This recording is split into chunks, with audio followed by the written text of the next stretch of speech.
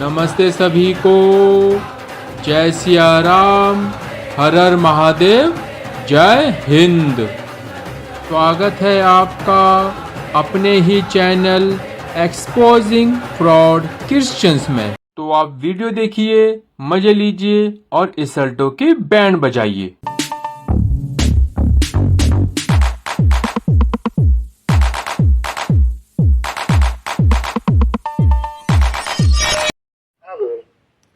Hello, जय मसीह की brother जी। जय मसीह, जय मसीह। बोलिए। अच्छा ब्रदर जी, आप मुझे बता सकते हैं 1 कोरिन्थियन 15 का 3 और 4? क्या बताऊं उसमें? उसमें ऐसा लिखा है कि इसी कारण मैंने सबसे पहले तुम्हें वही बात पहुंचा दी जो मुझे पहुंची थी कि पवित्र शास्त्र के वचन के अनुसार यीशु मसीह हमारे पापों के लिए मर गया और गाड़ा गया और पवित्र शास्त्र के अनुसार तीसरे दिन भी जी उठा। जी। तो ये कौन से पवित्र शास्त्र की बात हो रही है? पौलुस यहाँ पर कौन से पवित्र शास्त्र की बात कर रहा है ना? हाँ जी, हाँ जी। तो जो जो भविष्यवाणियां बाइबल के अंदर यीशु के बारे में उल्लेखित की थी ना, पता है ना? हाँ जी, हाँ जी। भविष्यवाणी यीशु के जन्म के बारे में किधर भविष्यवाणी हुई थी? वो यशाया 7 का 14 बता रहे शायद से आप। यशाया। मृत्यु के बारे में कहा भविष्यवाणी हुई? ये यशाया 53 की बता रहे शायद से आप। जी।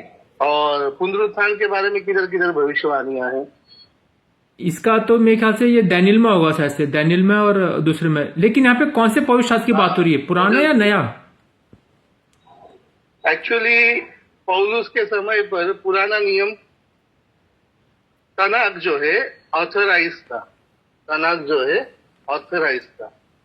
तनाक का मतलब मूसा की किताबें, और जो भी जो हमारा पुराना नियम है 39 किताबों का, वो उस समय तक प्रमाणित था। प्रमाणित मतलब 39 बुक्स ही वहां पर पढ़े जाते थे। उसके अलावा याशार, यहानुक की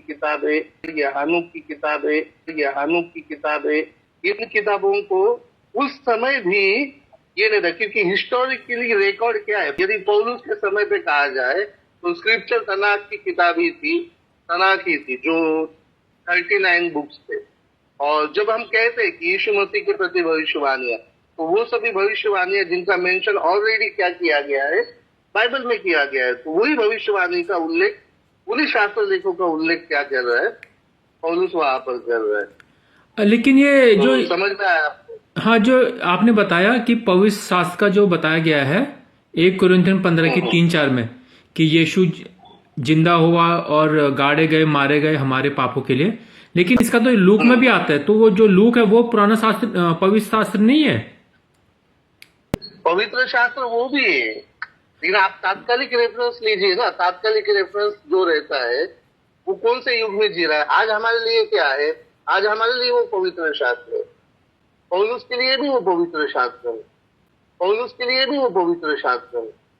जैसे कि मैंने पिछले वीडियो के अंदर कहा, जैसे कि अभी मैंने एक वीडियो बनाया है ना, उस वीडियो के अंदर कहा कि मत्ती, मार्क, लूक, यूहन्ना, ये भी क्या है? पवित्र शास्त्र ही है। अच्छा, पौलुस के अच्छा। समय पे उपलब्ध होगा, पौलुस के समय पे अगर सुसमाचार की किताबें पौलुस तक पहुंची है तो वो भी पवित्र शास्त्र ही है।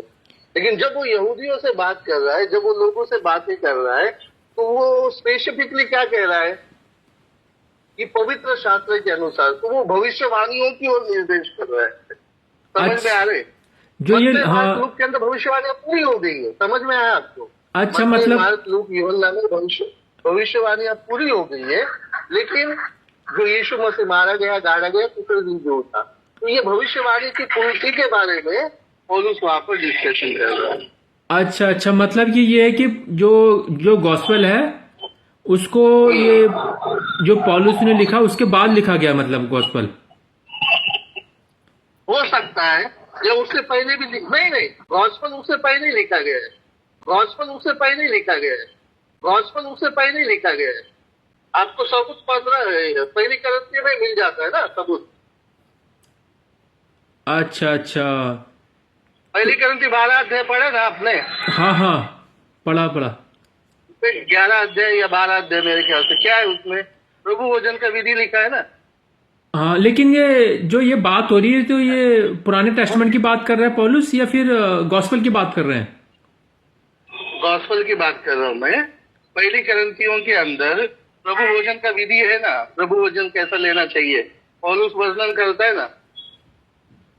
अच्छा अच्छा, क्योंकि मैंने तो जहां तक स्कॉलर ये बताते हैं कि जो ये लेटर्स हैं पॉल के, पीटर के, ये पहले लिखे गए हैं, गॉस्पेल बाद में लिखी गई है। जी जी, हो सकता है, लेकिन सभी नहीं।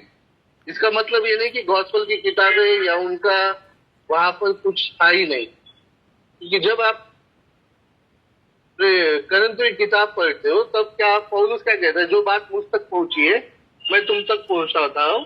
उस रात यीशु मसीह ने क्या किया, पहला लिया, रोटी ली, उसने तोड़ी, अपने चेलों की दी और उसने कहा कि ये मेरा देह जो तुम्हारे लिए तोड़ा जाता है। फिर उसने प्याला लिया और उसमें से क्या किया, चेलों को दिया, उसने कहा ये मेरा लहू है जो तुम्हारे लिए क्या किया जाता है, पाया जाता है। वाइन ये वर्णन पौलुस ने भी किया ना। हाँ, वाइन। हाँ हाँ, प्यारी समझ गई। तो ये वर्णन पौलुस ने भी किया है नहीं। लेकिन ब्रदर जी, ये वाइन में तो थोड़ा सा वो होता है, अल्कोहल होता है।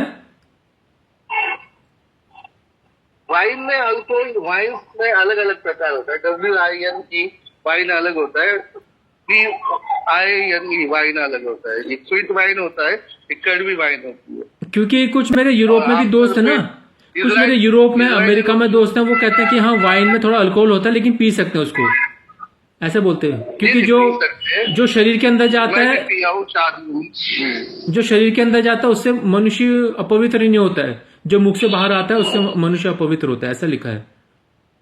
तो इसके लिए वो वाइन बियर पीते हैं वो। वाइन जो है, वाइन शराब की कैटेगरी में नहीं आता है, ज्यादा अल्कोहलिक कैटेगरी में नहीं आता है। दो प्रकार के वाइन होते हैं आज भी, और तब भी होते थे। एक नॉर्मल यूज के लिए, जो घरगुती यूज के लिए पी जाती है इजराइल के अंदर, और एक जो होता है सड़ी हुई होती है, मतलब एज अल्कोहल प्रोड्यूस किया जाता है, तो वो अलग होती है। अच्छा, नशे वाली वाइन और हाँ। अपने अपने टॉपिक से निकल गए हम। यहाँ पे इसमें लिखा है कि यीशु हमारे पापों के लिए मारे गए, गाड़े गए करके। तो इसका कुछ स्कॉलर बताते हैं यशाया 53। तो जब यशाया 53 पढ़ते हैं आप आपके सामने है भी मोबाइल में या बाइबल है भी? जी नहीं। तो मैं पढ़ता हूं। देखिए यहाँ पे लिखा है, हमने जो बातें बताई थी उनका सचमुच किसने विश्वास किया, यहोवा ने दंड को सचमुच किसने स्वीकारा। यहोवा के सामने एक छोटे पौधे की तरह उसकी बढ़वार हुई, वह एक ऐसी जड़ के समान था जो सूखी धरती में फूट रही थी। लेकिन सब यहाँ तो पास्ट की बातें हो रही है सारी, और यीशु तो फिर फ्यूचर में आए थे, भविष्य में आए थे।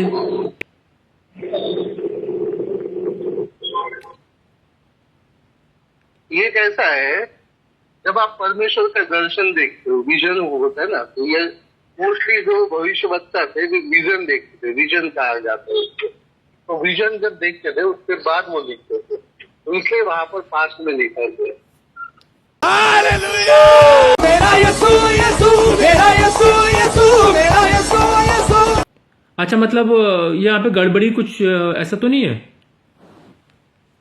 ऐसा नहीं, ऐसा विजन जो बोलते हैं ना, विजन देखने के बाद उसने क्या देखा वो लिखेगा। फॉर एग्जाम्पल, जैसे कि आप समझना कि प्रकाशित वाक्य देख सकते हो, है ना, प्रकाशित वाक्य। फिर उसके बाद आप यहेजकेल की किताबों के अंदर विजन देख सकते हो। लेकिन भविष्यवाणी, वहां पर भविष्यवाणी है लेकिन उसको भूतकाल में लिखा हुआ है, लेकिन वो भविष्य की चीजें देख रहे हैं। मेरा यीशु यीशु, मेरा यीशु यीशु, मेरा यीशु यीशु। अच्छा, लेकिन अगर यहाँ पे मैं देखूंगा ना, अगर यहाँ पे देखते हैं, लेकिन यहाँ पे एक मेरे दोस्त हैं इसके, इजराइल के, तो बोलते हैं यहाँ पे तो यीशु की भविष्यवाणी नहीं हो रही है, यहाँ पे इजराइल की भविष्यवाणी हो रही है। क्योंकि यहाँ पे लिखा है, उसे सताया गया, दंडित किया गया, किंतु उसने विरोध में मुंह ना खोला, वह वध के ले जाई हुई भेड़ के समान चुप रहा। तो यहाँ पे सारी जो बात हो रही है इजराइल की बात हो रही है, ऐसे कंट्री की बात हो रही है, किसी पर्सन की नहीं। जी, वो लोग वही दृष्टिकोण रखते हैं ना, इसलिए वो वैसे ही बोलते हैं। अच्छा, मतलब उनकी किताब है और उनको नहीं पता। हाँ, हाँ हाँ हाँ। नहीं नहीं, यहूदी लोग का जो दृष्टिकोण है, यहूदी लोग अपने दृष्टिकोण को ही साबित करने की कोशिश करेंगे ना। वो क्यों अपनी मत को गलत बताने की कोशिश करेंगे? उनको मसीहा करके यीशु को स्वीकार नहीं करना है, इसलिए वो भविष्यवाणी को इनकार करे। समझ में आया आपको? अच्छा अच्छा, लेकिन मैं इसको पढ़ा था ना, तो मुझे भी ऐसा लगा कि यीशु के बारे में नहीं, इजराइल के बारे में बात है, as a nation, as a country. हाँ, ऐसा लगेगा, क्योंकि कोई हम लोग को उस दृष्टिकोण से बताएगा तो फिर हम लोग का माइंड भी वैसे ही चलता है और हम लोग वही सोचने लगते हैं। जब आप यहूदियों के साथ बात करोगे तो वो हमेशा आपको नेशन के साथ रिलेटेड करेंगे या किसी भविष्यवक्ता के साथ रिलेटेड करेंगे, लेकिन उनको भी पता है कि जो मसीह आने वाला है वो इन सभी चीजों को करने वाला है। तो उनका दृष्टिकोण अलग है, क्योंकि वो मसीहा के बारे में एक अलग दृष्टिकोण रखते हैं। लेकिन बाइबल तुम्हें और मुझे बताता है नया है कि वो सभी भविष्यवाणियां यीशु के बारे में लिखी थी और वो पूरी हुई और पुनरुत्थान उसका सबूत है। नहीं, लेकिन वो मानते नहीं ना ये बात को। जैसे वो रेफरेंस देते हैं यशाया 41 का 8, वहां पे लिखा है। वो तो देंगे ही ना, वो लोग क्यों मानेंगे? अगर उनको विश्वास करना है, जब तक उनको यकीन नहीं आएगा, जब तक उनको कन्विक्शन नहीं होगा, तब तक कोई भी नहीं मानता ना गॉस्पेल। नहीं, अगर मैं उनकी बात भी ना मानूं, लेकिन अगर मैं यशाया पढ़ता हूं, इसका रेफरेंस होता है आपका यशाया 41 से। यशाया 41 के 8 में लिखा है, यहोवा कहता है तू इजराइल मेरा सेवक है। उसके आगे 41 के 9 में कहता है तू मेरा सेवक है इजराइल।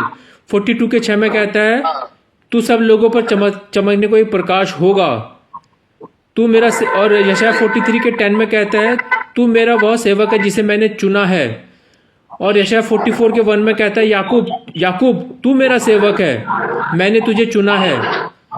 उसके आगे फिर यशाया 44 के 2 में कहता है मेरे सेवक याकूब डर मत, यरूशलेम इजराइल तुझे मैंने चुना है। 44 के 21 में इसका यहाँ पे सेवक की जो बात है वो इजराइल की बात हो रही है, तू मेरा सेवक है, तू मेरा सेवक है। यशाया 45 के 4 में भी कहता है अपने सेवक याकूब इजराइल ने अपने चुने हुए लोगों के लिए कहता हूँ। फिर उसके आगे यशाया 48 के 20 में यहोवा ने अपने दास याकूब को उबार लिया है। यहोवा फिर यशाया 49 के 3 में रहता है इजराइल तू मेरा सेवक है। फिर यशाया 53 के 13 में है मेरे सेवक की ओर देखो। फिर यशाया 52 के 15 में है मेरे सेवक, यहाँ पे सब इसकी बात हो रही है, इजराइल की बात हो रही है, मेरे सेवक मेरे सेवक। फिर उसके बाद यशाया 53 के 6 में आता है अपने सेवक को जोड़ देने पर भी हमने ऐसा किया। फिर आता है यशाया 53 के 10 में सो सेवक ने अपना प्राण त्यागने को खुद को सौंप दिया। तो यहाँ पे 53 के 11 में भी आता है ज्ञान प्राप्त करता है उससे संतुष्ट होगा, मेरा वह उत्तम सेवक बहुत से लोगों को अपने अपराधों से छुटकारा दिलाएगा। तो यहाँ पे तो सारी बात जो भी हो रही है ये तो सब इजराइल की या फिर याकूब की बात हो रही है और याकूब उसका सेवक है, ऐसा बोल रहे हैं परमेश्वर। भविष्यवाणियां यीशु मसीह को लागू होती है, नए नियम से हमें सिद्ध मिलता है। समझ में आया? आप यहूदी दृष्टिकोण से देखोगे तो आपको कोई भी भविष्यवाणियां दो बार सिद्ध हुई जैसी प्रतीत होगी, क्योंकि ऐसा बहुत बार हुआ है। नहीं, मैं वो देख वही मैं इजराइल के कहने पे, मैं इनके यहूदियों के कहने पे नहीं, अगर मैं बाइबल भी पढ़ता हूँ तो मुझे 53 का अगर जो कॉन्टेक्स्ट पढ़ता हूँ मैं, तो वो यशाया 41 से शुरू होता है और वो जाके आपका खत्म होता है यशाया 60 तक।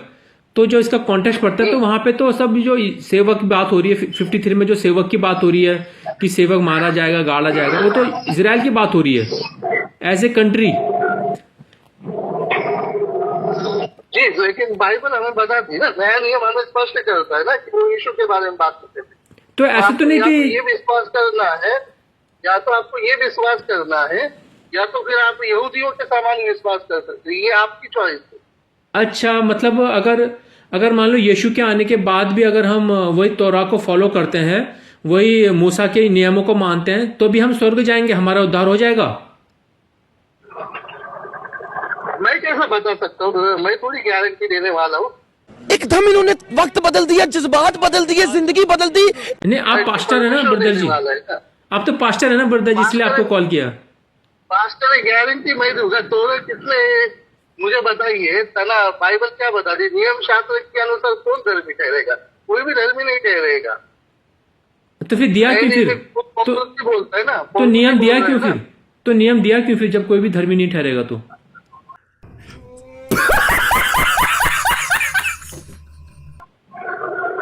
अभी ये आपको परमेश्वर से पूछना है, मैं कैसे जवाब दे सकता हूँ? अच्छा अच्छा इसीलिए तो यीशु को इसलिए तो भेजा है ना, अच्छा। ताकि और यहाँ पे देखिए ना ब्रदर जी, ये यशाया 53 के 8 में जब पढ़ते हैं तो यहाँ पे लिखा है मिपासा अमी, अगर आप ये हिब्रू पढ़ेंगे, मिपासा अमी न गालमो, लमाओ का मतलब यहाँ पे ही कर दिया है 53 के 8 में। लेकिन अगर आप वही देखेंगे 48 के 21 में, वहां पे भी लमाओ है, लेकिन वहां पे फॉर देम कर दिया है, मतलब प्यूलर कर दिया है। तो जो कुछ लोग बोलते हैं कि यहाँ पे इन्होंने, जब ये चर्च ने यहाँ पे ट्रांसलेशन की 2 नंबरी कर दी है, सेम वर्ड है लमो, लेकिन यीशु को दिखाने के लिए ही कर दिया, और रियली में उसका मतलब होता है प्यूलर में, लेकिन यीशु को दिखाने के लिए सिंगुलर कर दिया, ऐसा बोलते हो। जो मैं बाइबल पढ़ता हूँ मुझे भी थोड़ा ऐसा लगता है, जब मैं पढ़ता हूँ बाइबल मुझे भी ऐसा लगता है थोड़ा। पुराने नियम में सब तरफ उसी प्रकार से किया गया है, क्योंकि सिंगलर के लिए, एक आदमी के लिए भी प्लूरल वर्ड है और सिंगल आदमी के लिए भी प्लूरल वर्ड है। तू समझा? हाँ। नहीं, तू समझा नहीं। जैसे कि एलोहिम प्लूरल वर्ड है ना? हाँ हाँ। लेकिन यहूदियों के हिसाब से तो परमेश्वर एक ही है ना? हाँ हाँ हाँ। लेकिन ऐसा नहीं लगता कि चर्च ने यहाँ पे 2 नंबरी कर दी हो? जी नहीं, क्योंकि चर्च ने वहां पर 2 नंबरी किया होता तो यहाँ पर यीशु मसीह क्रूस पुनरुत्थान, इस पर विश्वास करना सबका व्यर्थ हो जाता ना, उसको क्या जरूरत है? पुराने नियम में यीशु मसीह को परमेश्वर बनाने के लिए, मसीहा बनाने के लिए पुराने नियम की गड़बड़ करने की क्या जरूरत है? वो ऐसे ही भी बोल सकते हैं ना, यीशु मसीह परमेश्वर। आज कितने भगवान है, कितने लोग हैं, वो थोड़ी बाइबल का सहारा लेके भगवान बन बैठे, है ना? ऐसे भी कर सकते हैं। अच्छा अच्छा। क्योंकि जैसे कि यहूदियों ने तो उस समय इतना स्वीकार नहीं किया, अन्य जातियों ने स्वीकार किया, तो वो लोग डायरेक्ट पुराने नियम कट करके यीशु मसीह को ऐसे ही ईश्वर बना सकते थे। और मूर्ति पूजक लोग तो यीशु मसीह को ईश्वर मानने के लिए तब क्यों इनकार करेंगे ना? हाँ, लेकिन क्योंकि जो यहूदी लोग हैं वो खुद ही नहीं बोले ना, वो लोग खुद ही बोल रहे हैं कि यीशु मसीहा नहीं है। क्योंकि उनके, अगर आप पढ़ेंगे यशाया 11 को पढ़ेंगे या फिर जपनिया इनको पढ़ेंगे, तो यहाँ पे लिखा है जब मसीहा आएगा तो पूरी दुनिया में जो ज्ञान है वो समुद्र की तरह फैल जाएगा, और लोग जो हथियार बनाते हैं उससे फिर वो हल बनाएंगे, खुरपी बनाएंगे, सब मतलब खेती में लग जाएंगे, सब जगह ज्ञान होगा परमेश्वर का, और रीछ, शेर, गाय ये सब दोस्त रहेंगे, ऐसा लिखा है। नया नियम जो है यीशु मसीह के आगमन को 2 भागों में बांट, एक उसका मनुष्य जाति के उद्धार के लिए और दूसरा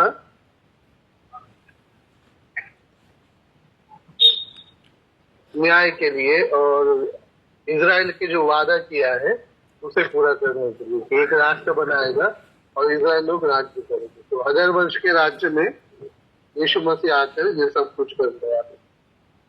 अच्छा, लेकिन अगर देखेंगे पास्टर जी, तो ये जो ऐसा तो नहीं है कि जो इजराइल की जो भाषा है, जो हिब्रू लोग हैं, यहूदी लोग हैं, उन लोगों से ज्यादा हम लोग समझते हैं कि क्या बोला जा रहा है बाइबल में। अब तो ये उनकी किताब है, उन लोगों को ज्यादा पता होगा ना अपनी किताब के बारे में। लेकिन उन्होंने गलत समझा है पहले से। अच्छा, मेरा यीशु यीशु, मेरा यीशु यीशु, मेरा यीशु यीशु। गलत समझा है, कई बार गलत समझा है। अच्छा बाइबल उनकी गवाही, पुराने नियम भी गवाही देता है। अच्छा। और अब ब्रदर जी अभी ये बोले थे आप, जो वर्जिन बर्थ बोले थे यीशु का, लेकिन जो जैसे इसका यशाया 7 के 14 में पढ़ते हैं, वहां पे तो ऐसा है नहीं, क्योंकि वहां पे तो लिखा है अल्मा। अगर आप हिब्रू पढ़ते हैं वहां पे तो लिखा है अल्मा, लेकिन कुमारी का तो मतलब होता है बेतुल्ला। उस शब्द का अर्थ वहां पर कुंवारी कहा गया है। वो तो जब ये सेप्टुजेंट, वही बताया गया है कि कुंवारी गर्भवती होती है, यीशु मसीह के जन्म के समय बताया है ना। हाँ वो तो फिर बाद में उन्होंने वहां से कर दिया ना, वहां से 2 नंबर ही कर दिया। लेकिन आप यशायाह 7 को पढ़ेंगे, यशायाह 7 का 13। बताइए, आप यीशु मसीह पे विश्वास करते हो क्या? सबसे पहले मुझे बताओ। हाँ मैं करता हूँ कि, लेकिन जब मैं ये यहूदी बाइबल पढ़ता हूँ ट्रांसलेशन से, तो वहां पे थोड़ा डाउट हो जाता है मुझे। अगर आप यशायाह 7 का 13 पढ़ेंगे और यशायाह 7 का 15 पढ़ेंगे, वहां पे तो लिखा है कि जो कुंवारी है वो गर्भवती है, और उसका वहां पे उनका बच्चा भी हो गया, उसका नाम इमैनुअल है। अगर आप पढ़ेंगे तो यशायाह 7 का 13, यशायाह 7 का 14 एंड यशायाह 7 का 15, तो वहां पे तो बच्चा पैदा भी हो गया है। मुझे देखना पड़ेगा, मैं घर पे जाके देखता हूँ।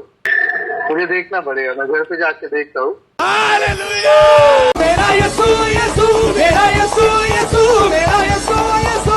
इतना मुझे हाँ पता है कि उसी भविष्यवाणी को लेकर बाइबल के अंदर कहा गया है कुंवारी गर्भवती होना आवश्यक है।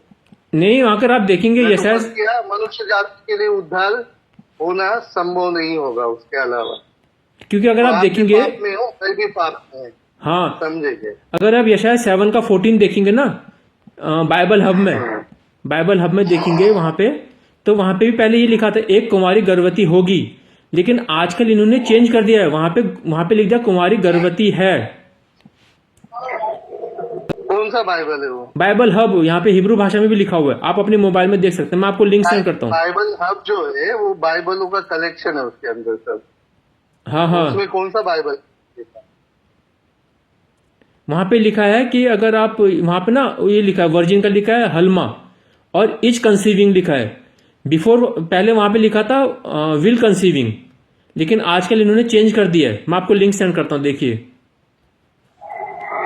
पहले वहां पे भी ये लिखा था कि मैं यीशु मसीह पर विश्वास करता हूँ, और मुझे पता है नए नियम के अंदर अगर लिखा है कि कुंवारी गर्भवती होगी और ये भविष्यवाणी ऐसे ऐसे पूरी होगी, तो पूरी हुई, क्योंकि मरियम के पास स्वर्गदूत आया और उसने वही बताया उसे, और उसने पुरुष को नहीं जाना था, और इसलिए वहां पर उस भविष्यवाणी को पूरा होता हुआ हम देखते हैं। नहीं, वहां पे तो भविष्यवाणी तो लिख दी, मैथ्यू ने तो लिख दी, लेकिन जो रियल भविष्यवाणी है 7 के 14 में वो तो है ही नहीं। वहां पे तो लिखा एक कुंवारी गर्भवती है, उसका नाम इमानुएल रखना, और 7 के 15 में वो आ चुका है। सुनिए, आपको क्या कहना है मुझे बताइए कि अगर वहां पर व्याकरणीय त्रुटि है नए नियम के मत्ती की किताब के अंदर या लूका की किताब में, तो इसका मतलब तो मरियम के पास आया नहीं। मरियम जब कुंवारी थी तब उसने वो कंसीव नहीं हुई, तो यहाँ पर कुछ गड़बड़ी, ऐसा आपको कहना है क्या इस घटना के अंदर? मैं ये कहना चाहता हूँ कि, और मैं ये सोचता हूँ कि जब ये जो नया नियम लिखा गया, तो यहाँ पे इन्होंने यहूदी की जो बाइबल थी उसमें 2 नंबरी कर दी, क्योंकि अगर आप यशायाह 7:14 का कॉन्टेक्स्ट पढ़ेंगे, कोई व्यक्ति घटना लिख रहा है तो बाद में जाके वो क्यों गड़बड़ी करेगा? मुझे बताइए, घटना तो लिख दिया ना उसने, तो वहां पे कॉन्टेक्स्ट नहीं ना। अगर आप यशायाह 7 का 14 से पहले पढ़ेंगे, कॉन्टेक्स्ट घटना होने के बाद लिखा है ना। नहीं कॉन्टेक्स्ट घटना कॉन्टेक्स्ट वहां पे हो रही है ना। नहीं यशायाह 7 का अगर पढ़ेंगे, यशायाह को आपको 1 से पढ़ना पड़ेगा, और वहां पे ऐसा कॉन्टेक्स्ट है। अभी मुझे एक सवाल का जवाब दीजिए, अगर यशायाह के हिसाब से, आपके हिसाब से यशायाह में यशायाह को गलत कोट किया गया या उसमें बदलाव किया गया, समझ में आया? तो इसका मतलब ये है क्या मरियम के पास स्वर्गदूत नहीं आया, मरियम कुंवारी गर्भवती नहीं हुई, बल्कि वो ऐसे ही कैसे भी पुरुष के साथ मिलकर गर्भवती होगी? ये मतलब है कि आपका बोलने का? इतना मुझे तो आया ना हमें जवाब। अगर आप देखेंगे साइंटिफिक तो ऐसा हो नहीं सकता ना कि किसी औरत के बिना आदमी के साथ रहे बच्चा हो जाए, ऐसे भी तो नहीं हो सकता है। ठीक है ना, फिर बोलने में, अभी आगे बोलने में कुछ फायदा ही नहीं है, क्योंकि आप यीशु मसीह के वर्जिन बर्थ पे ही विश्वास नहीं कर रहे हो, तो मैं आपको क्या बोलूं? इसका मतलब आप मसीह नहीं हो, आप उद्धार पाए हुए या क्रिश्चियन नहीं हो आप। नहीं, अगर मैं मेरे साथ वाद विवाद करने के लिए आए हो। नहीं, अगर यशायाह का पढ़ेंगे आप, यशायाह 7 को पढ़ेंगे, वहां पे क्या है कि जो किंगडम ऑफ यूदा है ना, जी मैं वहां पे मैं आपको बता रहा हूँ, मान रहा हूँ मैं, अगर वहां पर ऐसा लिखा है तो ये घटना गलत है क्या नहीं है क्या? नहीं। हाँ, ये तो सुनिए, साइंटिफिकली बोल रहे हो, जो ये यूदा का जो किंगडम होता है, चमत्कार को आप चमत्कार को आप साइंटिफिकली प्रूव कर के दिखा सकते हो क्या? मुझे बताइए कोई भी चमत्कार। ये तो लॉजिकल है ना ब्रदर जी। अगर बिना Logical बिना आदमी के Bible- साथ रहे बच्चा कैसे हो सकता है किसी औरत के? जी ठीक है ना, फिर आप मत विश्वास करो, मैं आपको किधर रोक रहा हूँ? लेकिन ये अगर आपके ऊपर है। ये आपको बता रहा हूं ना मैं, जो यशाया 7:14 का है, वहां पे जी, क्या होता है, जो किंगडम ऑफ यूदा है उस पे किंगडम ऑफ इजराइल और किंगडम ऑफ अराम ये दोनों मिलके अटैक करने के लिए आते हैं। तो वहां पे यशाया जो ठीक है। यूदा का राजा होता है उसको बोलता है। तो आगे बात मत करो, आगे बात मत करो, मैं जो बोल रहा हूँ वो सुनो। हम कन्वर्सेशन खत्म कर रहे हैं इस वक्त, और मैं आपको बताना चाहता हूँ, यदि आप यीशु मसीह के वर्जिन बर्थ पे विश्वास नहीं करते तो आप क्रिश्चियन नहीं हो।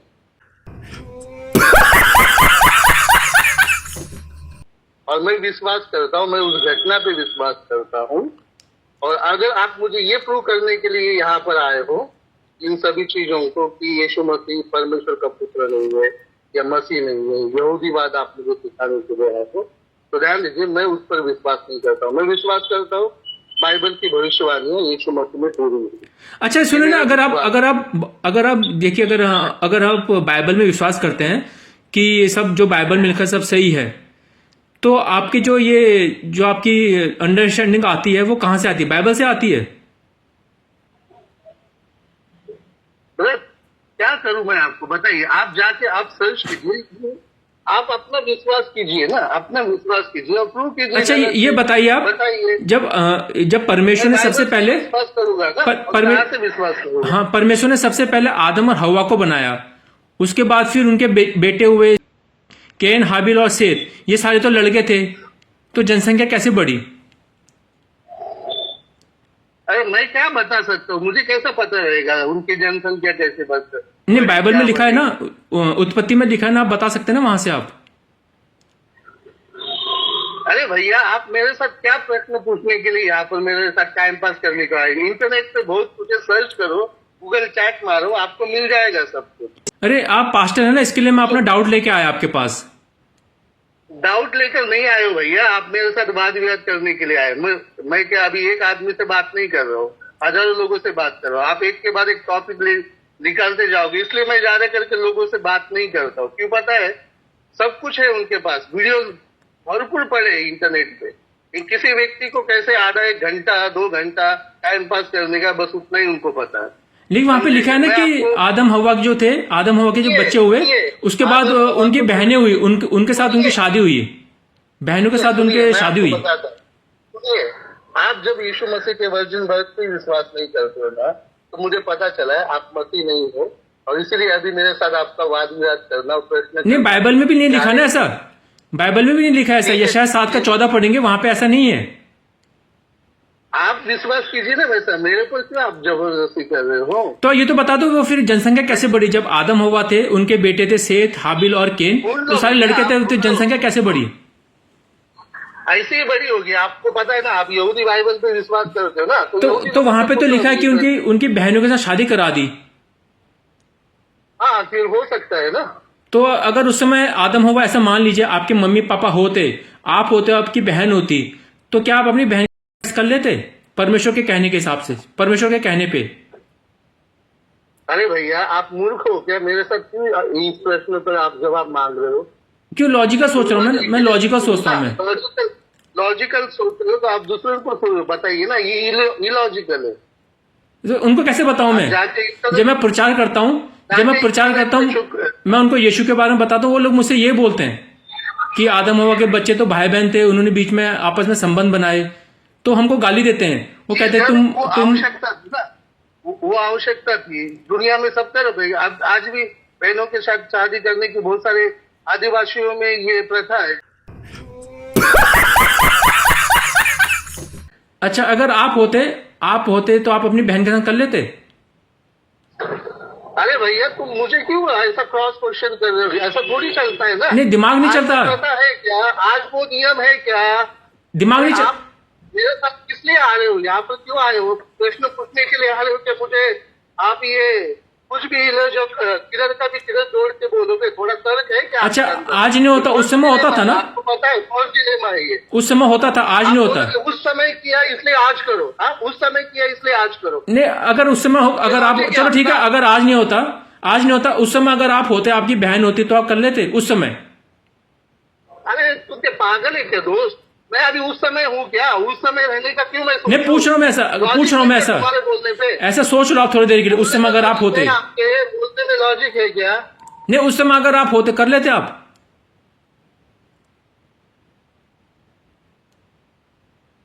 हेलो हेलो, तो चलिए, जो ये कुछ गाली देते हैं माँ बहन के ऊपर, तो इसको क्या सही मानेंगे आप? हेलो, हाँ ब्रदर जी, बताया नहीं आपने पास्टर जी। मुझे डिस्कशन नहीं करना है, सुनिए। आपके जो भी क्वेश्चन है इलॉजिकल है, लॉजिकल क्वेश्चन रहेंगे तो बात कीजिए। बाइबल के आप मसीह नहीं हो, आप यीशु पर विश्वास नहीं करते हो, तो ये इलॉजिकल क्वेश्चन मैं सुनता नहीं, ये लॉजिकली तो है ये। अगर उस समय अगर आप होते, आपकी बहन होती और आपके मम्मी पापा आदम हवा होते, तो परमेश्वर कहते, यहोवा कहते आपसे, आप कर लेते।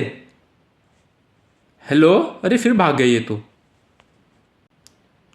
और बोलते हैं इलॉजिकल क्वेश्चन कर रहे हैं।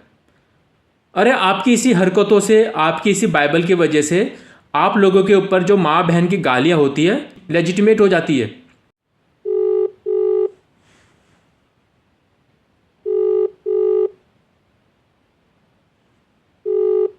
चलो भैया, भाग गए ये।